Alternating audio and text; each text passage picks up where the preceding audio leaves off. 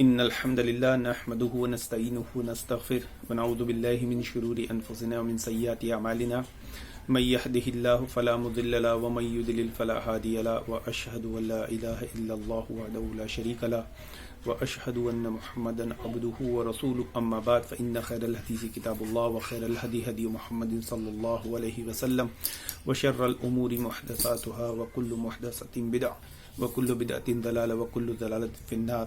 محترم حاضرین، لائیو آنے کا مقصد، اس ویڈیو بنانے کا مقصد یہ ہے کہ ابھی میرا مناظرہ اظہر دیوبندی سے عورت مسجد جا سکتی نہیں ٹاپک پر ہوا، اور جیسے کہ آپ ان کی فطرت و خصلت جانتے ہیں کہ مقلد بات کہتا ہے وہ خود نہیں سمجھتا اور بس اپنی سناتا ہے اور اپنی ہی بجاتا رہتا ہے، اپنی ہی بولتا رہتا ہے، اپنی ہی بکتا رہتا ہے۔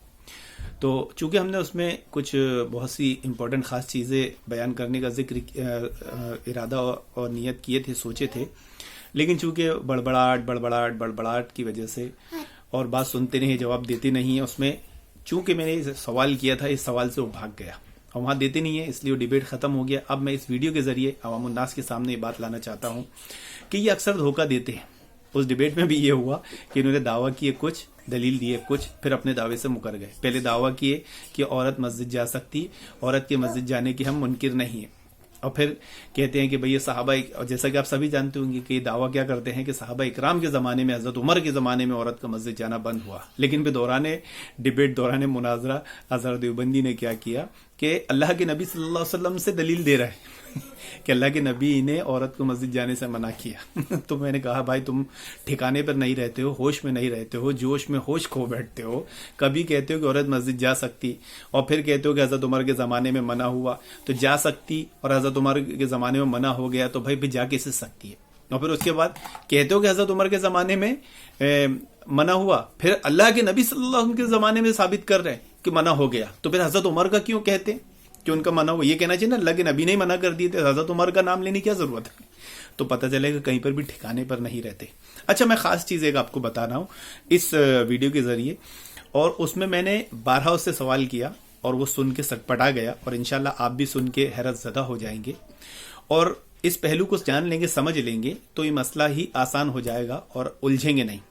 یہ اکثر کیا کہتے ہیں، افضل اور غیر افضل کی بحث دکھا کر اور صحابہ اکرام کی کچھ روایات اور واقعات بتا کر یہ بتانے کی کوشش کرتے ہیں کہ عورت مسجد نہیں جا سکتی، تو اس میں کہیں پر بھی یہ نہیں ہے کہ عورت مسجد نہیں جا سکتی، بلکہ وہاں ایک خاص شرط لگائی گئی ہے۔ صحابہ اکرام چونکہ باحیا لوگ تھے، اللہ کے نبی صلی اللہ علیہ وسلم، صحابہ اکرام یہ عظیم شخصیت باحیا تھے، اور یہ عورتوں کے پردے حیا کا بہت خیال رکھتے تھے کہ عورتیں کسی بھی طریقے سے فتنے میں مبتلا نہ ہو جائے، کوئی ایسا عمل نہ ہو پائے، ایسا عمل نہ کر پائے ان کے سامنے یا ان کے اس میں کوئی کہ وہ کسی فتنے میں پڑ جائے۔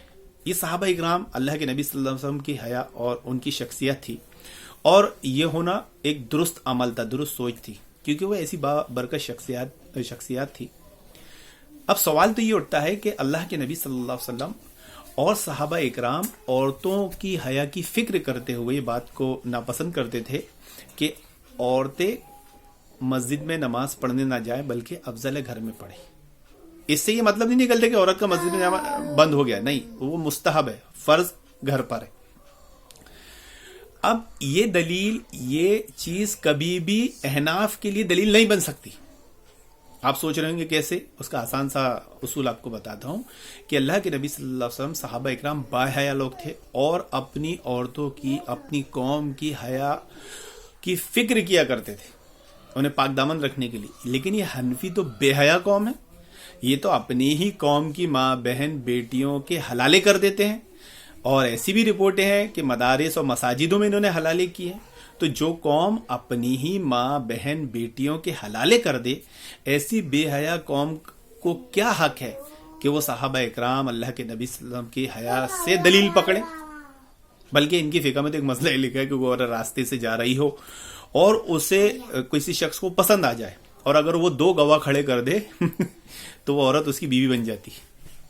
تو اس اصل مسئلے میں ان کو معلوم ہے کہ ہمارے عالم صاحب، ہمارے امام صاحب کو یہ مسئلہ معلوم ہے، اگر ہماری عورت مسجد گئی، انہیں پسند آ گئی، انہوں 2 گواہ کھڑا کر دیے تو عورت سے ہاتھ دھونا پڑ جائے گا۔ تو یہ اس طرح کی بے حیا فقہ لکھتے ہیں، اس طرح کے بے حیا لوگ ہیں، تو انہوں نے कैसे दलील बना सकते हैं अल्लाह के नबी सल्लल्लाहु अलैहि वसल्लम साहबा इकराम के ज़माने में हया को और उनकी फ़िक्र को? ये तो बेहया लोग हैं। तो मालूम हुआ कि ये जो दलील बनाते हैं ये सब लोगों को धोखा देने के लिए बनाते हैं, किताब व सुन्नत को रद्द करने के लिए बनाते हैं। कहीं पर भी किताब व सुन्नत ने मना नहीं किया है। अल्लाह के नबी सल्लल्लाहु अलैहि वसल्लम ने फरमाया है कि औरत मस्जिद जाना चाहे तो मत रोकना। इससे मालूम हुआ कि मर्दों का नमाज पढ़ना मस्जिद में फ़र्ज है, औरतों का मुस्तहब है, औरतों का घर में अफजल है, फ़र्ज है। इससे मस्जिद में जाना कहीं मना नहीं हुआ। हाँ, जो औरतें बनाव श्रृंगार करती है, खुशबू लगाती हैं, बेहयाई करती हैं, अपना जिस्म दिखाती है, ऐसी औरतों को जाना मना है, ऐसी औरतों को रोकना चाहिए। तो ऐसी औरतों को सिर्फ मस्जिद से नहीं रोकना चाहिए बल्कि मदारिस से भी रोकना चाहिए, तबलीगी जमात से भी रोकना चाहिए, बाजारों में जाने से रोकना चाहिए, शादी ब्याह में जाने से रोकना चाहिए, हर जगह से रोकना चाहिए। लेकिन ऐसी औरतों के लिए नहीं जो बाहया हो, जो पर्दा का एहतमाम करती हो। तो मालूम हुआ, और उम्मीद करता हूं कि आपको बात समझ में आई होगी।